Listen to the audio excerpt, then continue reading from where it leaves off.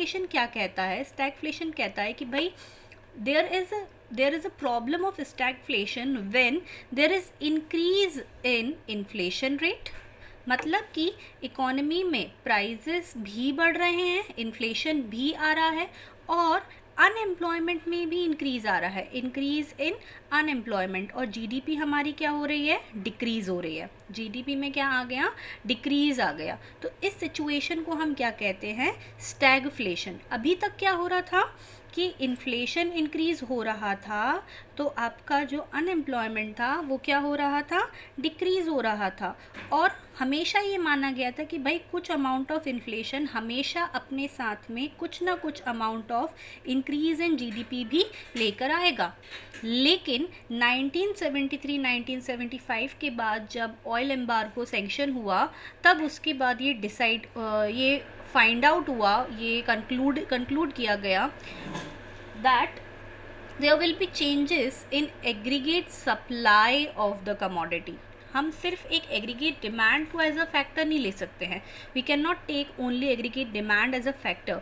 We have to take aggregate supply as well as a factor for changing in Phillips curve. Now let us see what will happen if aggregate supply is being changed. Now there are two things: either the supply curve will shift rightward or the supply curve will shift leftward. Now we are taking x-axis and y-axis, and on x-axis earlier we have also taken GDP and employment and price level, and here we are taking unemployment and inflation rate. Now because GDP and employment are closely related to each other and employment and unemployment are related to each other, thus we can derive that on x-axis derivation from this particular thing can also derive this particular thing. That is derivation of we can derive unemployment from employment, and price level is directly related to your level of inflation.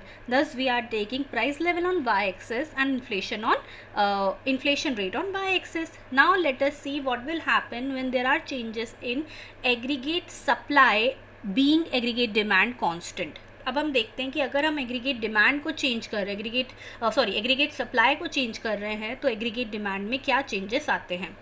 So let us take an example. Suppose करो किसी reason से oils के जो prices थे वो क्या हो गए हैं?